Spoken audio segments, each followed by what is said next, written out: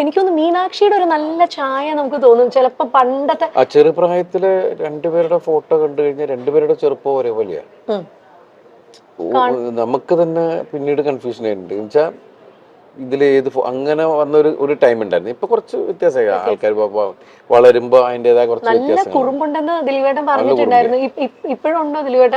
നല്ല കുറുമ്പാണ്, നല്ല കുറുമ്പ. ഇപ്പൊ കറക്ഷനൊക്കെ ഉണ്ട്, സ്കൂളിൽ പോയിട്ട് വരുന്ന സമയത്തുള്ള കറക്ഷനൊക്കെ ഉണ്ട്. ഇപ്പൊ ഞങ്ങള് ഒരു യാത്ര പോയിട്ടുണ്ടായിരുന്നു ഹോങ്കോങ്ങില്. അപ്പൊ അവിടെ പോയിട്ട് നിൽക്കുകയാണ്. അപ്പം ഞാൻ എന്തോ ആവശ്യത്തിന് വേണ്ടിയിട്ട് ലഗേജൊക്കെ ആയിട്ട് റാപ്പ് ചെയ്യാൻ വേണ്ടിയിട്ട് ഞാൻ അവിടെ പോയി എയർപോർട്ടിൽ. അപ്പം ഞാനിത് ചെയ്തിട്ട് വരണം. അപ്പം അതുവരെ അപ്പം നമ്മുടെ പുറകിൽ ആള് നിൽക്കുന്നുണ്ട്. ആ പ്രായമായ ഒരു അപ്പൂപ്പനും അമ്മൂമ്മയും പിന്നെ നിൽക്കുന്നുണ്ട്. അപ്പോൾ വേഗം കാവ്യ പറഞ്ഞു യു ഗോ എന്നുള്ളൊരു അയാള് അമ്മ that's not correct, it's a command. You can request them. You can go like that എന്നൊക്കെ പറഞ്ഞിട്ട് ഇവളിങ്ങനെ തിരുത്തൽവാദി ആയിക്കൊണ്ടിരിക്കുകയാണ്. ഒരു സെന്തോ പറഞ്ഞപ്പോ അച്ഛാ that's not in, that's on. ഇപ്പോഴത്തെ പിള്ളേര് ഇത് പഠിച്ചോട്ടോ, അവര് IB സിലബസിലാണ് പഠിക്കുന്നത്. അപ്പൊ ഇടയ്ക്ക് ഞാൻ പറഞ്ഞു ഇങ്ങനെ മോളിപ്പോ MBBS പരീക്ഷ കഴിഞ്ഞു, അവള് പാസ്സായി, അവൾ ഔസർജൻസി ചെയ്യാണ് എന്ന് ഞാൻ വേറെ ആരോടും എന്തോ സംസാരിച്ചപ്പോൾ അവര് വിശേഷം ചോദിച്ചപ്പോൾ ഞാനാ പറഞ്ഞു. ഇവളിങ്ങനെ നിന്നിട്ട് എൻ്റെ തട്ടണു. ഞാൻ എന്താ ഞാൻ UKG പാസ്സായി എന്ന് പറ, UKG പാസ്സായി എന്ന് പറയാൻ. പഠിക്കും കേട്ടോ, ഇരുന്ന് കുത്തി ഇരുന്ന് പഠിക്കുന്ന ഒരു പ്രകൃതമാണോ അതോ ഇങ്ങനെ? ആ സ്കൂളിലെ ആൾക്കാർ പറയുന്നത് നിങ്ങള് ഒന്നും പഠിപ്പിക്കരുത്. മാതാപിതാക്കളോട് പറഞ്ഞ ആദ്യത്തെ മീറ്റിംഗ് അതായിരുന്നു. നിങ്ങളുടെ കുട്ടികൾ ഇവിടെ വരട്ടെ, അവരെന്താ പഠിച്ചെന്ന് ഒരു സമയം കഴിയുമ്പോൾ നിങ്ങൾക്ക് മനസ്സിലാവും എന്ന് പറയുന്നുള്ളത്. പക്ഷെ അവിടുത്തെ കുട്ടികളൊക്കെ നമ്മൾ ഇവരൊന്നും പഠിക്കണമെന്ന് കാണില്ല. പക്ഷെ അത് കഴിഞ്ഞ് പിന്നെ ഇടയ്ക്കിടയ്ക്കാണ് ഈ ഹോംവർക്ക്. പക്ഷെ ഹോംവർക്ക് എന്ന് പറഞ്ഞാൽ ഇവക്കുള്ള പണിയാണ്.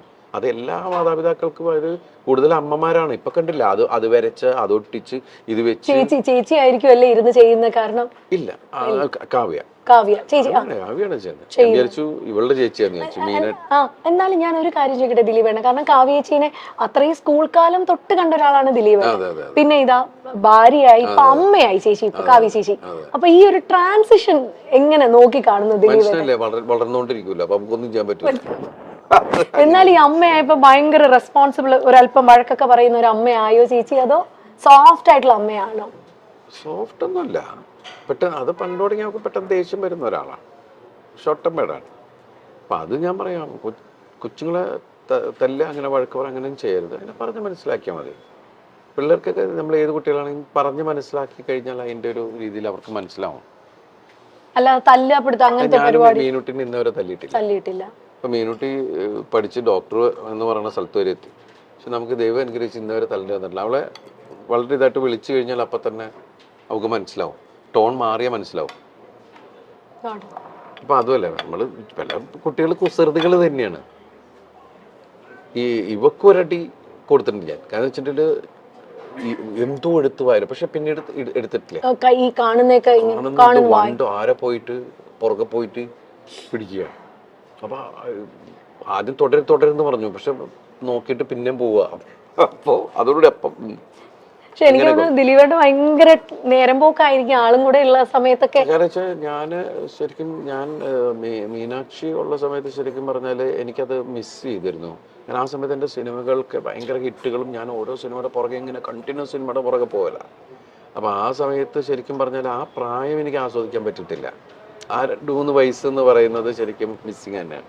അതെനിക്ക് ഇവിടെ കിട്ടി. കാരണം ആ സമയത്ത് ശരിക്കും കോവിഡ് എല്ലാം ആയിരുന്നപ്പോ എനിക്ക് അതിൽ വേറൊരു സങ്കടം എന്ന് വെച്ചിട്ടുണ്ടെങ്കിൽ ഞാൻ 1.5 വർഷം പുറത്തേക്ക് പോകുന്നില്ല നമ്മളാരും. പിന്നെ ഞാൻ പോയത് നാദൃശ്വരം മോളുടെ ഐഷുവിന്റെ കല്യാണത്തിനാണ് പോയത്. പക്ഷെ ദൈവം അനുസരിച്ച് അപ്പൊന്നും എനിക്ക് വീട്ടിൽ ആർക്കും കോവിഡ് കിട്ടിയില്ല. അത്രയും ക്രൗഡിന്റെ ഇടയിലാണ് നമ്മൾ പോയിരുന്നത്. എത്ര ദിവസം ഉണ്ടായിരുന്നു ആ കല്യാണം. അപ്പൊ എല്ലാവരും ഭയങ്കര ആവേശത്തിൽ അതിന്റെ ഇതിൽ നിൽക്കണം. നമ്മുടെ വീട്ടിലൊരു കല്യാണം നടക്കുന്ന പോലെയാണല്ല. അത് കഴിഞ്ഞ് പിന്നെ വേറൊരു സ്ഥലത്ത് പോയപ്പോ എവിടെയോ ഒരു എന്തിനോ ഫംഗ്ഷന് പോയപ്പോഴാണ് എനിക്ക് കിട്ടിയോ എന്നൊരു സംശയം. ഞാനാണെങ്കിൽ അങ്ങനെ നോക്കി എല്ലാവരെ കുറിച്ച്, കാരണം ഞങ്ങൾ 10-13 പേര് ഒരു വീട്ടിലാണ്. അപ്പോൾ ഒരു സാധനം വന്നു കഴിഞ്ഞാൽ അതിനെ പിടിച്ച് മഞ്ഞളൊക്കെ മുക്കി മറ്റു എന്നൊക്കെ പറഞ്ഞ് ഒരുപാട് കാര്യങ്ങളൊക്കെ ചെയ്തിട്ടാണ് അടുക്കളയിലേക്കൊക്കെ പോണത്. അത് അങ്ങനെയൊക്കെ ഒരാളെ തൊട്ടപ്പം തന്നെ ഇത് അടിക്കുക. കൊച്ചൊക്കെ ശീലമായി, ജനിച്ചപ്പം തുടങ്ങി ഈ സാധനമൊക്കെ കിട്ടിയിട്ട് അതൊക്കെ ഇങ്ങനെയൊക്കെ ഇത് കാണിക്കണതാണ്. ഇങ്ങനെയായി. അതിനിടയ്ക്ക് ഞാൻ കൊണ്ടുവന്നു ഇത്, വീട്ടിൽ കോവിഡ് ഞാൻ കൊണ്ടുവന്നു. അത് ഞാനാണ്. എന്നിട്ട് എല്ലാവരും ചിരി തുടങ്ങി, ഭയങ്കര സൂക്ഷ്മമായിട്ട് നോക്കിയിട്ട് ഞാൻ കൊണ്ടുവന്നു എന്ന് പറയുമ്പോൾ എനിക്കാണെങ്കിൽ മറ്റത് പറഞ്ഞ മാതിരി ഐഡിയ എൻ്റെ പോയി എന്റെ ഐഡിയ പോയി എന്ന് പറഞ്ഞുകൊണ്ട് നമ്മൾ അലൻസിയറായിട്ടല്ലേ പറഞ്ഞു എന്ന് പറഞ്ഞ പോലെ നമ്മളിങ്ങനെ ഒന്നും മിണ്ടാൻ പറ്റാണ്ട് എല്ലാവരും ചിരിക്കുമ്പോൾ എന്താടാ ഉള്ള സംഭവം. അങ്ങനെ ഞങ്ങൾ 3 പേര് മാത്രമേ. അപ്പൊ ഈ ചെറുതും പെട്ടു, ചെറുതിനും പിടിച്ചു.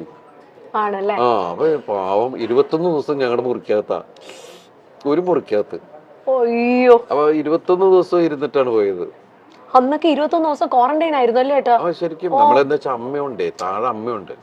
അപ്പൊ അതുകൊണ്ട് അമ്മയ്ക്കൊരു കുഴപ്പം, അമ്മയ്ക്ക് പ്രായമുള്ളതല്ലേ, എന്തെങ്കിലും പറ്റിക്കഴിഞ്ഞാലൊന്നും ഇയാളുടെ ഇതിനകത്ത് നമ്മൾ അവിടെ തന്നെ ഇങ്ങനെ ഇരുന്ന് ഇതാക്കിയിരുന്നു. അപ്പൊ ആ സമയത്തൊക്കെ നമ്മൾ ഇവരിങ്ങനെ വാച്ച് ചെയ്തുകൊണ്ടിരിക്കലും ഒക്കെ ഉണ്ടല്ലോ.